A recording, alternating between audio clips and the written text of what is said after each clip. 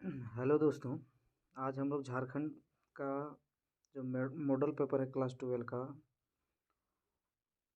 वस्तुनिष्ठ प्रकार का जो है यानी सब्जेक्टिव टाइप का है मॉडल पेपर, उसका सलूशन करेंगे। और आप अगर इस वीडियो में नए होंगे तो इस वीडियो को ज़रूर शेयर एंड सब्सक्राइब कर दीजिएगा। तो चलिए हम लोग देखते हैं एक-एक करके। देखिए इस प्रश्न में 3 प्रकार का क्वेश्चन दिया हुआ है, यानी कि पहला खंड में दिया हुआ सेक्शन ए में दिया हुआ है 10 प्रश्न ऐसे होंगे जो 2-2 नंबर के होंगे। सॉरी 5 प्रश्न ऐसे होंगे जो 2-2 नंबर के होंगे और 5 प्रश्न ऐसे होंगे जो 3-3 नंबर के होंगे और 3 प्रश्न ऐसे होंगे जो 5-5 नंबर के होंगे। देखिए यहाँ पे लिखा हुआ है, ये वाला क्वेश्चन देख सकते हैं। तो चलिए हम लोग एक-एक करके इसका सॉल्यूशन करते हैं। पहला क्वेश्चन जो है गोपुरम से आप क्या समझते हैं, इसको जूम कर लेते हैं। गोपुरम से क्या समझते हैं? तो देखिए यहाँ पे हमको लिखना पॉसिबल नहीं होगा। आप एक काम कीजिए, पेन पेपर लेके बैठ जाइए और हम जैसे जैसे बोलते जाते हैं उसको आप नोट करते जाइएगा। तो इसका आंसर होगा, हम आंसर पढ़ते हैं डायरेक्ट। गोपुरम का अर्थ होता है मंदिर का प्रवेश द्वार। कॉपी में इसको नोट करते जाइएगा क्योंकि यहाँ पे लिखने में दिक्कत होता है, इसलिए मैं बोल देता हूँ, आप इसको नोट कर लीजिए। गोपुरम का अर्थ होता है मंदिर का प्रवेश द्वार। फिर आगे लिखिएगा इसी में, यह एक स्मारकीय अट्टालिका होती है। यह एक स्मारकीय अट्टालिका होती है। अट्टालिका ऐसे स्मारकीय अट्टालिका होती है। यह प्रायः शिल्प से सज्जित होते हैं। यह प्रायः शिल्प ये वाला शिल्प से सज्जित होते हैं। यह प्रायः शिल्प से सज्जित होते हैं। आगे लिखिएगा, और यह अधिकतर दक्षिण भारत के मंदिरों के द्वार पर स्थित होता है। और यह अधिकतर दक्षिण भारत के मंदिरों के द्वार पर स्थित होता है। तो चलिए हमने पहला क्वेश्चन का आंसर कर लिया है। 2-2 नंबर का प्रश्न है तो थोड़ा सा ढंग से लिखना पड़ेगा। देखिए 2-2 नंबर का प्रश्न है तो इस प्रश्न का जवाब थोड़ा सा अच्छे ढंग से देना पड़ेगा। तो चलिए पहला क्वेश्चन का आंसर हमने कर लिया है। दूसरा क्वेश्चन हम लोग पढ़ते हैं। दूसरा क्वेश्चन दिया हुआ है, अयंगार व्यवस्था से आप क्या समझते हैं? तो इसका आंसर करने के लिए तैयार हो जाइए। लिखिए, अयंगार व्यवस्था वह व्यवस्था होता है अयंगार व्यवस्था वह व्यवस्था होता है जिसमें प्रत्येक ग्राम जिसमें प्रत्येक ग्राम जिसमें प्रत्येक ग्राम को एक स्वतंत्र इकाई के रूप में संगठित किया जाता था। ये व्यवस्था पहले था विजयनगर काल में, इसलिए हम लिखा रहे हैं संगठित किया जाता था। इस पर 12 व्यक्ति मिलकर शासन करते थे। इस पर 12 व्यक्ति मिलकर शासन करते थे, जिन्हें सामूहिक रूप से अयंगार कहा जाता था। इनके पद आनुवंशिक होते थे। इनके पद आनुवंशिक होते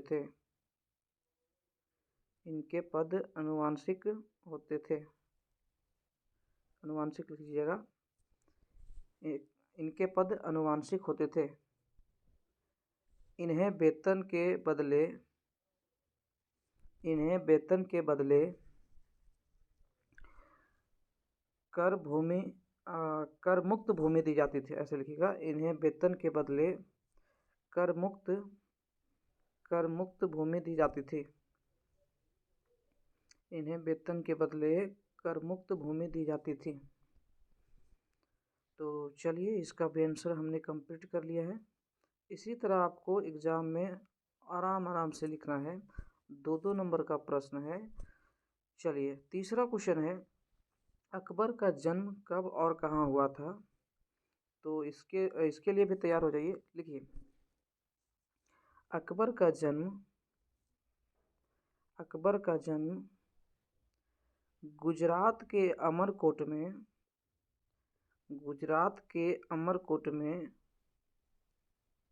1542 में हुआ था। तो देखिए, अकबर का जन्म कब हुआ था? तो 1542। कहाँ हुआ था? तो गुजरात के अमरकोट में। अगला क्वेश्चन देखते हैं। ये क्वेश्चन हो गया। अगला क्वेश्चन देखते हैं। क्वेश्चन नंबर 4 दिया हुआ है। क्वेश्चन नंबर 4 है, देखिए, क्वेश्चन नंबर 4 कहता है, भारतीय स्वतंत्रता आंदोलन में मुख्य भूमिका निभाने वाले 4 महापुरुषों का नाम लिखें। तो आज़ादी के समय में जो आंदोलन करने वाले जो महापुरुष थे, उन्हीं के बारे में लिखना है। तो चलिए, चारों के बारे में लिखते हैं। देखिए, पहला लिखिएगा, आंसर लिखिएगा इसका, भारतीय स्वतंत्रता आंदोलन में, आंसर करिए, भारतीय स्वतंत्रता आंदोलन में मुख्य भूमिका निभाने वाले 4 महापुरुष इस प्रकार हैं। पहला लिखिएगा, डैश के पहला लिखिएगा महात्मा गांधी। पहला लिखिएगा महात्मा गांधी। पहला लिखिएगा महात्मा गांधी। दूसरा लिखिएगा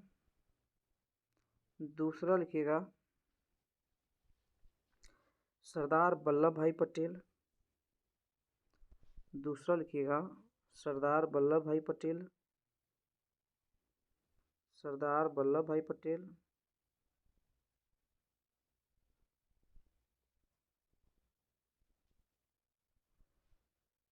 पटेल। तीसरा लिखिएगा भगत सिंह। तीसरा लिखिएगा भगत सिंह।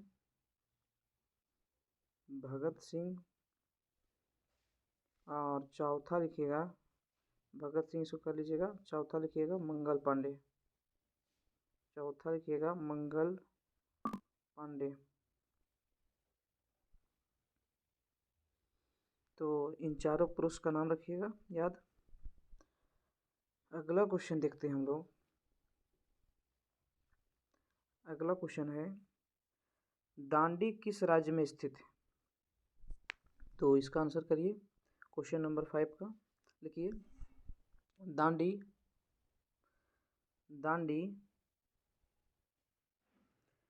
इसका आंसर लिखिएगा दांडी एक गांव का नाम है जो गुजरात के नवसारी जिला में स्थित है। देखिए, हम लिख देते हैं, यहाँ पे लिख देते हैं एक मिनट थोड़ा समय दीजिएगा। लिख देते हैं नवसारी जिला। तो इसका आंसर कैसे कीजिएगा? लिखिए, दांडी गुजरात में स्थित, ऐसे लिखिएगा दांडी, एक मिनट रुकिएगा, दांडी गुजरात के नवसारी जिला में स्थित एक गांव है। चलिए, इसका आंसर हो गया। अगला क्वेश्चन हम लोग देखते हैं। अगला क्वेश्चन दिया हुआ है, क्वेश्चन नंबर 4, लोथल किस नदी के किनारे है? तो इसका आंसर लिखिएगा लोथल गुजरात में भोगवा नदी के किनारे, ऐसे लिखिएगा भोगवा, एक मिनट, इसको लिखिएगा भोगवा। गुजरात में भोगवा नदी के किनारे स्थित है। गुजरात में भोगवा नदी के किनारे स्थित है। क्वेश्चन नंबर 6 तक हमने आंसर कर लिया। अगला क्वेश्चन है क्वेश्चन नंबर 7। क्वेश्चन नंबर 7 देखिए लिखा हुआ है, भारतीय संविधान के प्रारूप समिति के अध्यक्ष कौन थे? तो इसका आंसर लिखिएगा, भारतीय संविधान के प्रारूप समिति का अध्यक्ष, भारतीय संविधान के प्रारूप समिति का अध्यक्ष डॉक्टर भीमराव अंबेडकर थे। डॉक्टर भीमराव, हाँ ठीक है, डॉक्टर भीमराव अंबेडकर थे। डॉक्टर भीमराव अंबेडकर थे। भीमराव अंबेडकर थे, इसको लिख लीजिए। थोड़ा सा यहाँ से लिखने में दिक्कत होता है, आप लिख लीजिएगा अपना कॉपी में। चलिए अगला क्वेश्चन हम लोग देखते हैं। क्वेश्चन नंबर, यानी कि सेक्शन ये हमने कंप्लीट कर लिया है, यानी कि 7 नंबर तक हमने खत्म कर दिया है। 8वां क्वेश्चन से अब आते हैं खंड खा में हम लोग घुसते हैं। खंड खा में घुसते हैं, ये 3-3 नंबर का है। देखिए ये 3-3 नंबर का है। पहला क्वेश्चन इसमें दिया हुआ है, मौर्यकालीन इतिहास के प्रमुख स्रोतों का संक्षिप्त विवरण देना है।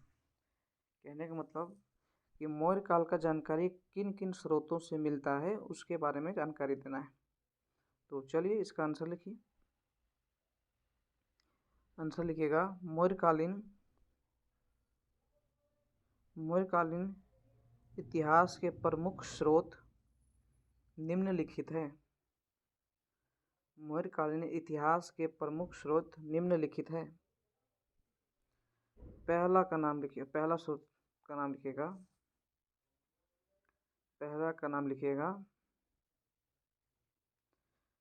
कौटिल्य द्वारा रचित, कौटिल्य द्वारा, पहला पॉइंट में लिखिएगा कौटिल्य द्वारा। कौटिल्य कौन था? तो ये चंद्रगुप्त का गुरु था, तो इसको लिखिएगा कौटिल्य द्वारा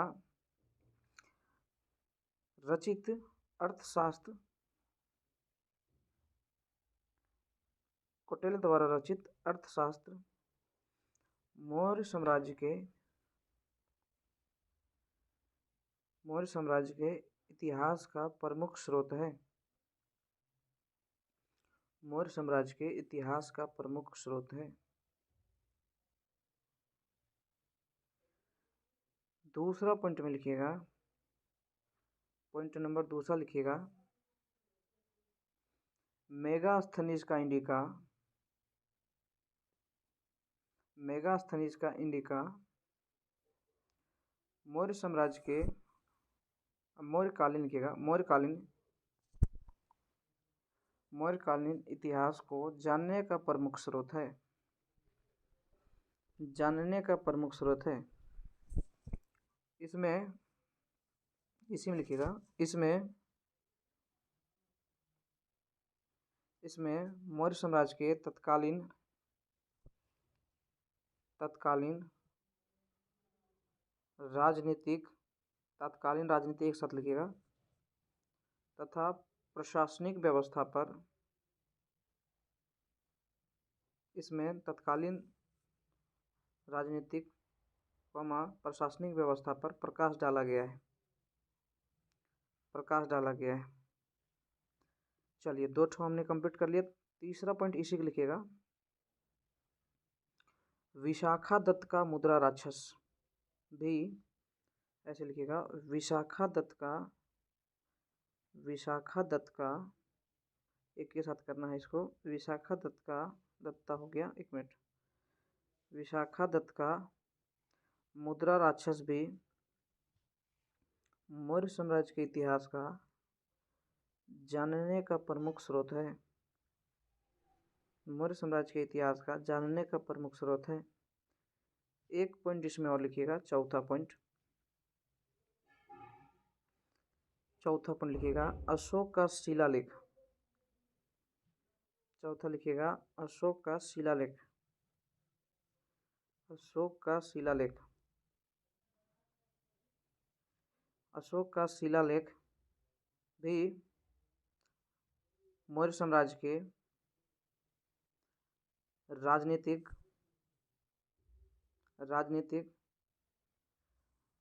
आर्थिक और प्रशासनिक व्यवस्था पर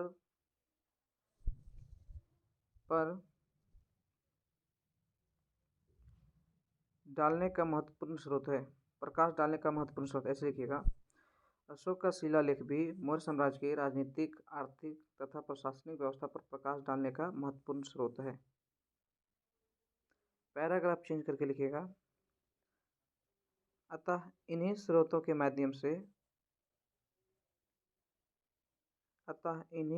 माध्यम से मौर्यकालीन इतिहास को जानने का प्रमुख स्रोत है।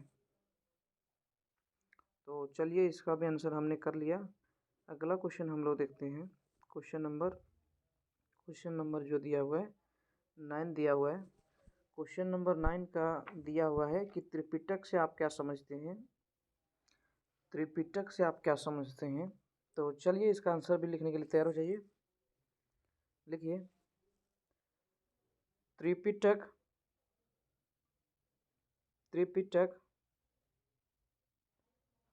का शाब्दिक अर्थ, त्रिपिटक का शाब्दिक अर्थ 3 टोकरियां हैं।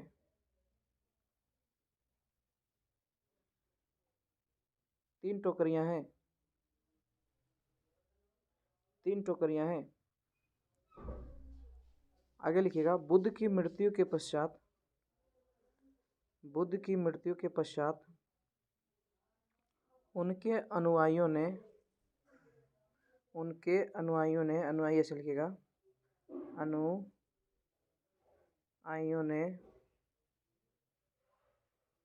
उनके अनुयायियों ने यो यहाँ है, उनके अनुयायियों ने उनकी शिक्षाओं का संकलन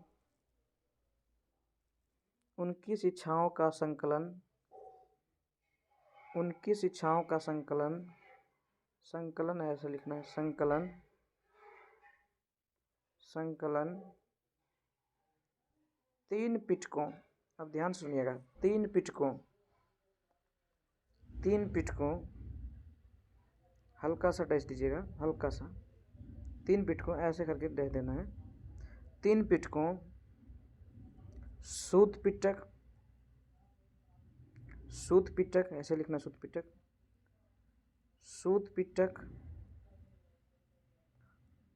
पिटक, कॉमा, सूत पिटक, फिर कॉमा दीजिएगा, विनायक पिटक,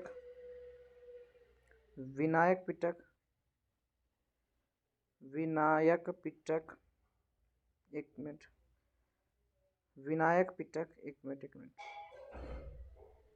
चलिए, विनायक पिटक ऐसे लिखिएगा, विनायक पिटक, और क्या कर लीजिएगा, और अधिधाम पिटक, और अधिधाम पिटक, अधिधम है, अभी है, अभी सॉरी अभी भी कर लीजिएगा, अभी धम पिटक, अभिधम पिटक में किया गया है।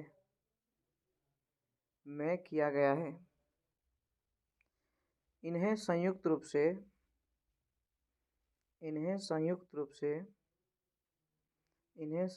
से त्रिपिटक कहा जाता है। नीचे के लाइन से लिखिएगा, नीचे वाला लाइन से, सूत पिटक में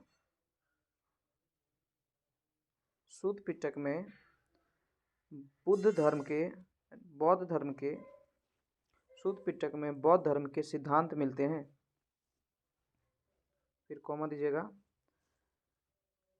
फिर कॉमा दीजिएगा। विनायक पिटक में बौद्ध धर्म के आचार विचार, विनायक पिटक में बौद्ध धर्म के आचार विचार एवं नियम मिलते हैं, एवं नियम मिलते हैं। और अधिधम्म पिटक में, और अधिधम्म पिटक में बुद्ध का दर्शन मिलता है, और अधिधम्म पिटक में बुद्ध का दर्शन मिलता है।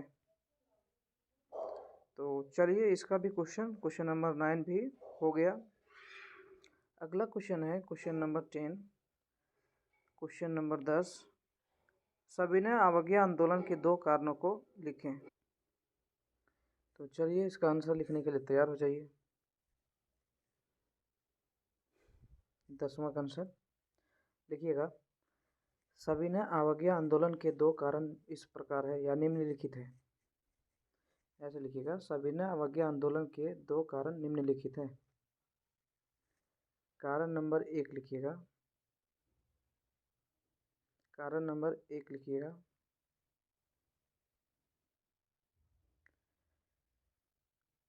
लिखिएगा अंग्रेजी सरकार द्वारा, अंग्रेजी सरकार द्वारा,